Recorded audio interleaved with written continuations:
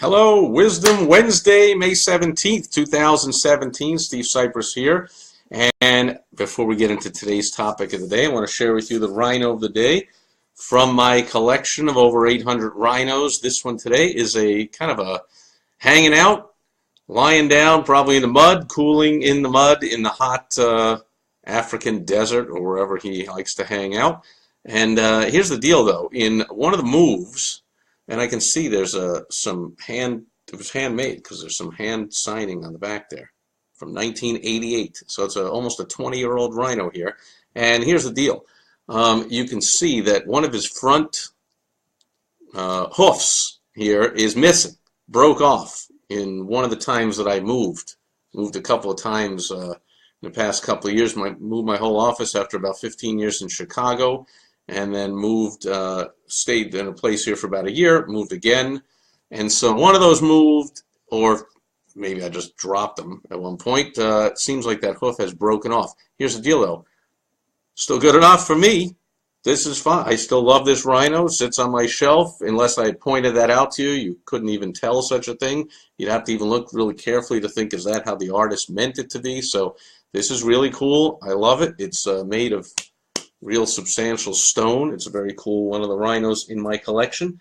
And that relates to today's point on Wisdom Wednesday, is your duty as a business owner, your goal actually, it's one of the most important things you could ever do, is to find the GE spot in your business. Now, is that something I'm just making up out of thin air? No, it's not. That's a concept that was developed and made famous by my first mentor in the world of direct response marketing, first one I ever studied and then worked personally with, Dan Kennedy. And he wrote about this in his book, No BS, Ruthless Management of People and Profits. And this is a concept that's often misquoted, by the way, as Dan saying good is good enough. And that's not what Dan says. Dan says, Phil Brayfield is here. What's up, Phil?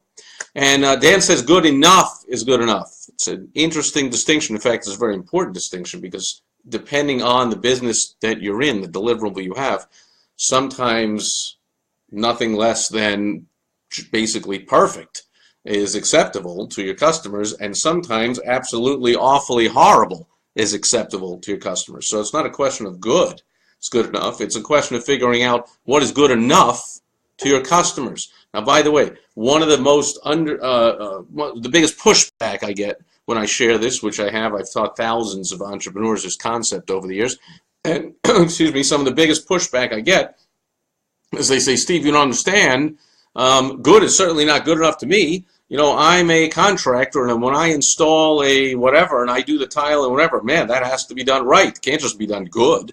You know, people wouldn't pay me. I'd lose my reputation. Well, you just don't get it. What a dumb thing to say, good enough is good enough.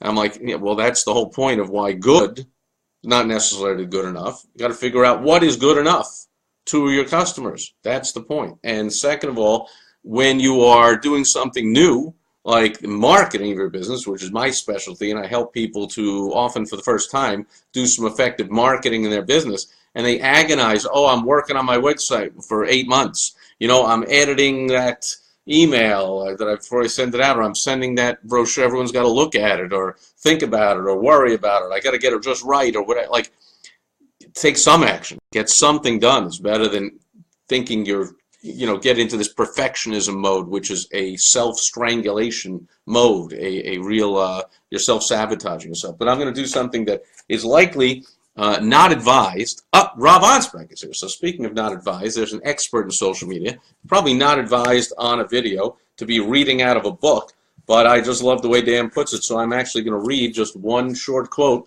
out of Dan Kennedy's book, No BS, Ruthless Management of People and Profits. And this edition I have is, I don't know, probably about 15, 20 years ago, from 2008, so less than 10 years ago.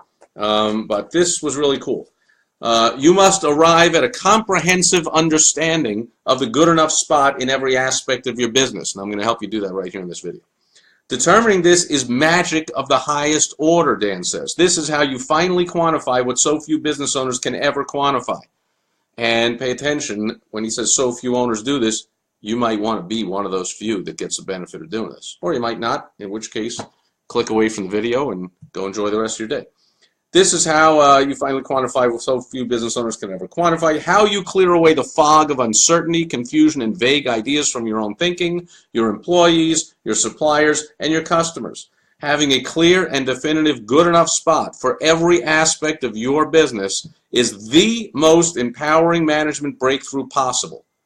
The most. Okay, this is a book which is about No BS Ruthless Management. 344 pages, and he says this is the most empowering management breakthrough possible.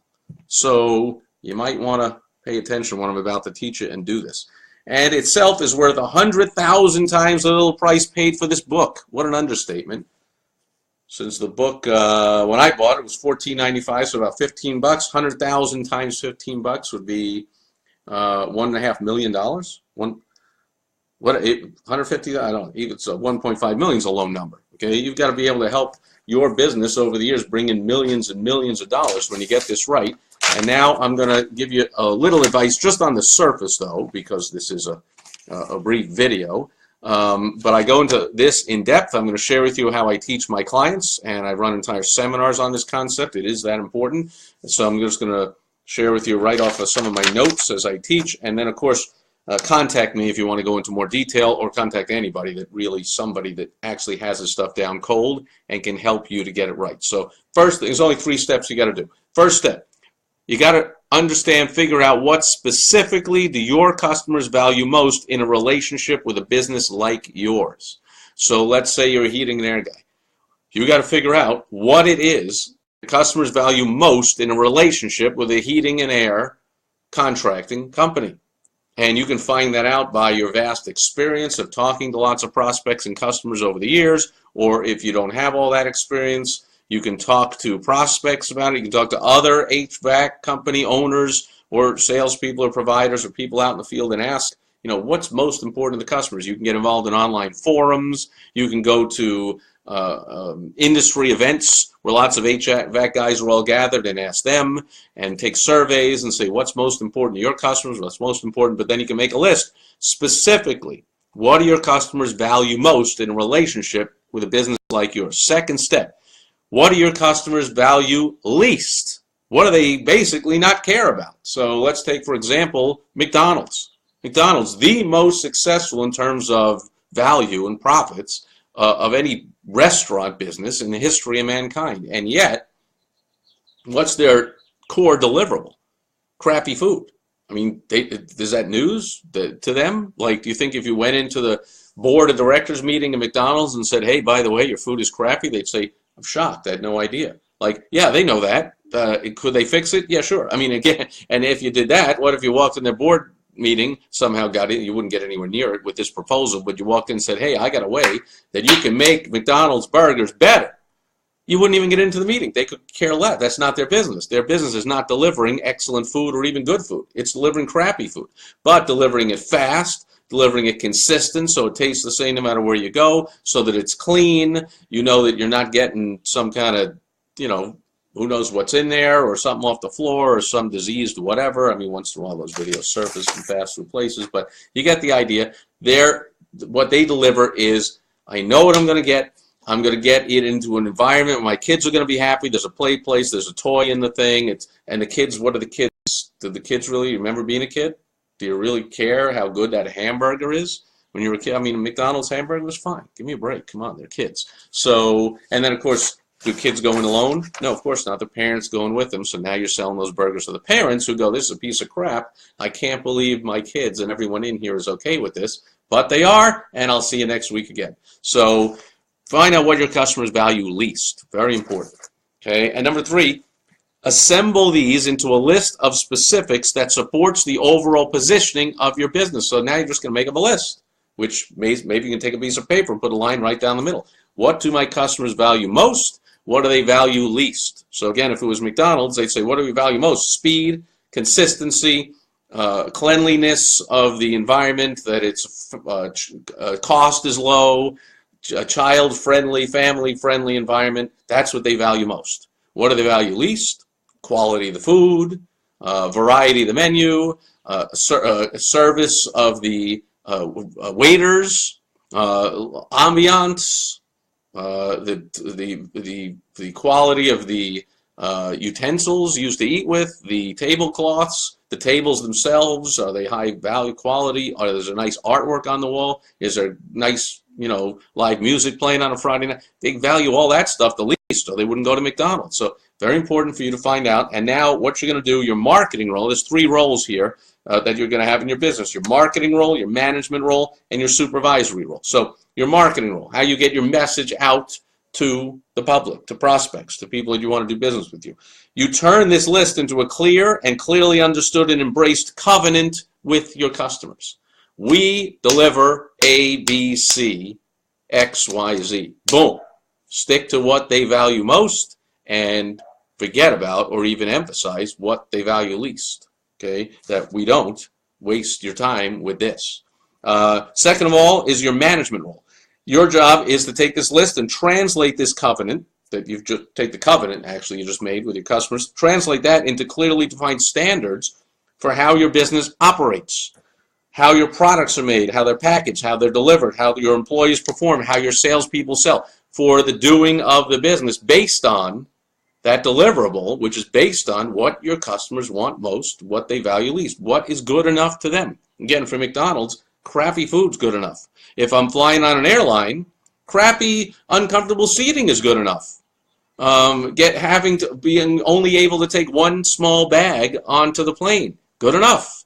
Having to not being able to recline during landing or have to put on my seatbelt, good enough. Being barked at and treated like a dog by the employees of the airline, it's good enough. Having to pay $50 if I want to actually check a bag so I can bring more stuff on my trip, good enough. Waiting on a long line, having to show up 2 hours early, getting, prodded by security people as you go through, all this is good enough. But how about the actual taking off and the landing safely of the plane?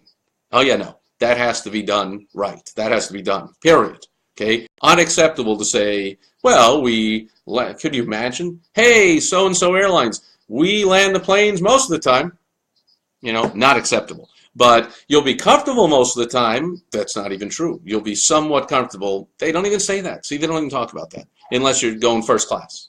They just say you'll get there.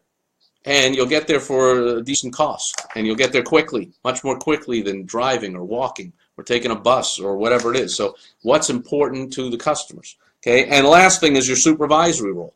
That's with your employees, right?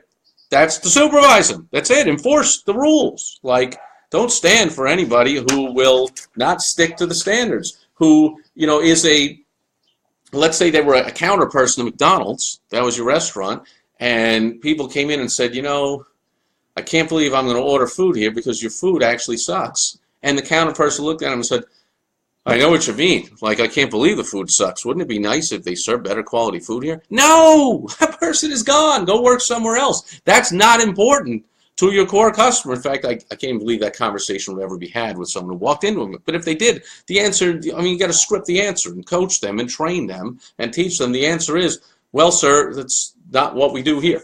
Here we concentrate on speed and cleanliness and consistency of deliverability. Would you like to order? Give me a number.